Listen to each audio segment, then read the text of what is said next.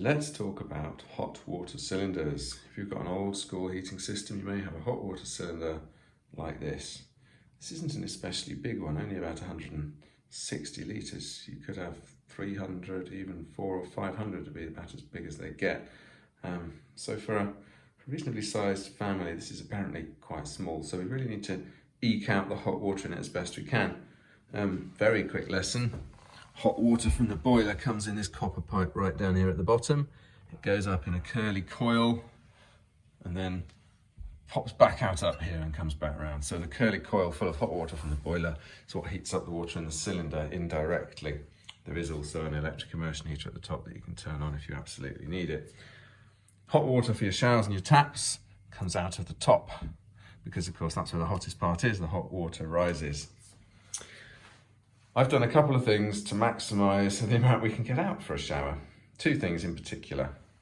If you look down here, we've got the thermostat, a little turny device there. If you look close enough, you should be able to see numbers. There we go. And it's currently set to about 62 or so. It was set to maybe 55. And we found that we could barely get 1.5 showers before the water was too cold. By turning it up like that, it's going to heat the water to that hotter temperature, and so of course you need less hot water for your shower because it's hotter, so you can mix it with more cold and it goes further. So that helped a great deal. You wouldn't believe it. Might show some maths in a second to just explain that a bit more. The other thing I did, the thermostat used to be here. You can see this hole which I still need to fill in. I've moved it further down. Again, because the hot water rises, when the thermostat was here, which is really quite high up the boiler, up the cylinder.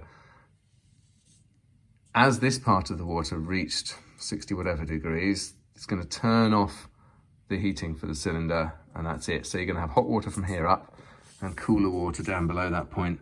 By moving the thermostat down here, hopefully we're going to have hot water all the way down to here. So a much bigger volume of hot water to use. You can't move it too low though. It absolutely has to be higher than this pipe coming at the bottom because it's only going to really heat water above that point, and you don't want to put it much lower than that really, else it may never turn off and that wouldn't be so good. Of course, the hot water coming in these pipes has to be hotter than the thermostat thing, else you'll never be able to heat it up to that point and your boiler will run continuously and that wouldn't be so good. The other thing to note on this one, there's actually a takeoff here, not at the top. One of the showers runs off there. So it's really only got access to the hot water between here and there. It misses out on all the hot water right up to the top. Having understood all these things, we are able to make at least somewhat better use of what we've got. Here is that promised maths. I've imagined 3 situations. In all of them, we want 38 degrees C water to come out of the shower head, and we're assuming that the cold water feed is 10 degrees C. I'll be honest, I don't know how realistic that is.